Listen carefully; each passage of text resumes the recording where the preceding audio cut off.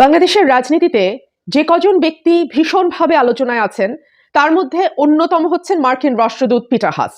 তিনি কখন কার সঙ্গে বৈঠক করেন, কার সঙ্গে লাঞ্চ করেন। আসসালামু আলাইকুম প্রিয় দর্শক, আমাদের চ্যানেলে সবাইকে স্বাগতম আরও একটি নতুন ভিডিও দেখার জন্য। আপনি যদি আমাদের চ্যানেলটিতে নতুন হয়ে থাকেন তাহলে অবশ্যই চ্যানেলটি সাবস্ক্রাইব করে পাশে থাকবেন। প্রতিদিনের ন্যায় আবারও বলতে চাই, আমরা কোনো দলের পক্ষে নয়, প্রতিদিন ঘটে যাওয়া দু একটি বিষয় নিয়ে আপনাদের সামনে তুলে ধরার চেষ্টা করি। তো চলুন মূল ভিডিওতে চলে যাই। বাংলাদেশের রাজনীতিতে যে কজন ব্যক্তি ভীষণভাবে আলোচনায় আছেন তার মধ্যে অন্যতম হচ্ছেন মার্কিন রাষ্ট্রদূত পিটার হাস। তিনি কখন কার সঙ্গে বৈঠক করেন, কার সঙ্গে লাঞ্চ করেন, কার ব্যাপারে, কোন দলের ব্যাপারে, বাংলাদেশের রাজনীতির ব্যাপারে, আগামী নির্বাচনের ব্যাপারে কি বলেন, তার দিকে তীক্ষ্ণ নজর রাখে বাংলাদেশের গণমাধ্যম, তীক্ষ্ণ নজর রাখে রাজনৈতিক দলগুলো। কখনো কখনো তার বক্তব্যের পিঠে পাল্টা বক্তব্য দেয় সরকারি তরফ থেকে, কখনো কখনো তার বক্তব্য নিয়ে বিরোধী দলের নেতাকর্মীদের টকশোর টেবিলে কিংবা কোনো আলোচনা সভায় সাংবাদিকরা পেলেই ঘিরে ধরেন।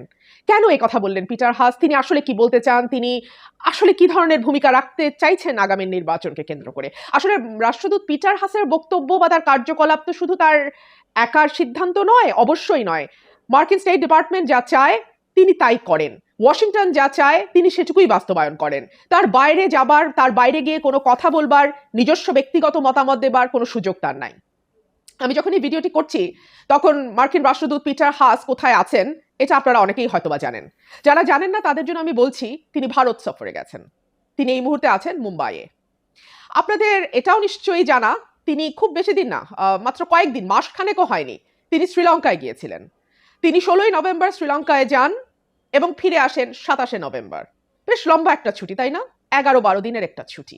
তারপরে 20 দিন পার না হতেই তিনি পাড়ি জমান ভারতে। বলা হচ্ছে তিনি মুম্বাইয়ে আছেন। এখন তিনি মুম্বাইয়ে আছেন না দিল্লিতে আছেন সেটা জানি না, খবরে প্রকাশ তিনি মুম্বাইয়ে আছেন। বাট যাই হোক না কেন, বিষয়টি বাংলাদেশের নির্বাচনকে কেন্দ্র করে, যে নির্বাচনটির তারিখ মানে ক্যালেন্ডার অনুযায়ী বাকি আছে আর মাত্র বোধহয় 14 দিন, 13-14 দিন, ঠিক নির্বাচন দোরগোড়ায় রেখে তিনি ভারত সফরে আছেন। এবং বাংলাদেশের রাজনীতি, দ্বাদশ জাতীয় সংসদ নির্বাচন, আওয়ামী লীগকে ক্ষমতায় রাখার চেষ্টা এবং আওয়ামী লীগ একটা সুষ্ঠু নির্বাচন দেবার জন্য আওয়ামী লীগকে চাপ দেয়া, এইরকম নানামুখী প্রচেষ্টার মধ্যে যেই দেশগুলো অত্যন্ত সক্রিয় ভূমিকা পালন করছে, যুক্তরাষ্ট্র এবং ভারত তার দুটি দেশ। এর বাইরে চায়না বা রাশিয়ার বক্তব্য আমরা মাঝে মধ্যেই দেখি, তারা একেবারেই একতরফা ভাবে যেন তেন প্রকারে এই সরকারের নির্বাচনে টিকে থাকা এবং এই সরকারের আবার ক্ষমতা নিশ্চিত করবার জন্য যা যা করা দরকার, যা যা বলা দরকার তারা নিরবচ্ছিন্নভাবে বলছে। কিন্তু সত্যিকার অর্থে যদি কোনো দুটো দেশ একেবারে ফিল্ডে কাজ করে, তার একটি হচ্ছে ভারত, অন্যটি হচ্ছে যুক্তরাষ্ট্র। যুক্তরাষ্ট্রের পক্ষে ফিল্ডে কাজ করা মুশকিল, তবে যুক্তরাষ্ট্রের হাতে যে অস্ত্রগুলো আছে সেগুলো তারা বাংলাদেশের নির্বাচন যদি সুষ্ঠু না হয় সেগুলো তারা প্রয়োগ করতে পারে। তার মধ্যে ভিসা নীতি আছে, স্যাংশন আছে, বাণিজ্য নিষেধাজ্ঞা আছে, শান্তি মিশনে আমাদের সেনাবাহিনীর লোকজন নেওয়া আছে, ইত্যাদি নানান বিষয় সেখানে জড়িত। আরেকটা খবর আপনাদেরকে একটু জানাই, খবরটি নতুন কিচ্ছু নয়। খবরটি যখন গতকালকে আমার চোখে পড়লো আমার মনে হলো যে এখানে তো আসলে ভেতরে নতুন কোনো কথা নাই, কিন্তু সিগনিফিক্যান্ট হচ্ছে এই পুরনো খবরটি কেন আল জাজিরা আবার নতুন করে সামনে নিয়ে আসলো। খবরটির হেডলাইন যদি আমি একটু বলি, সেটা হচ্ছে, আল জাজিরাতে গতকাল এটা প্রকাশিত হয়েছে,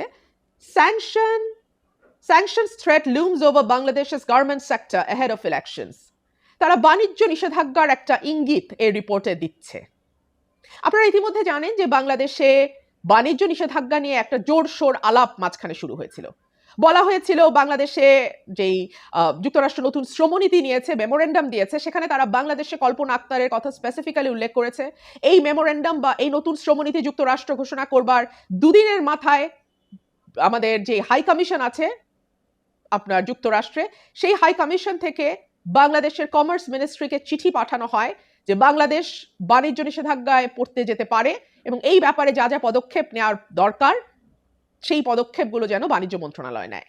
এর মাঝখানে আপনারা জানেন ইউর একটা প্রতিনিধি দল ঘুরে গেছে বাংলাদেশে এবং তারা বাংলাদেশের শ্রম পরিবেশ, শ্রমিকদের মজুরি, ট্রেড ইউনিয়ন করবার স্বাধীনতা ইত্যাদি ইত্যাদি ইত্যাদি বিষয় তাদের অসন্তোষ জানিয়ে গেছে। তো প্রিয় দর্শক, আজকে এ পর্যন্তই। আবারও দেখা হবে নতুন কোনো ভিডিও নিয়ে। তো সে পর্যন্ত ভালো থাকুন, সুস্থ থাকুন। আল্লাহ হাফেজ।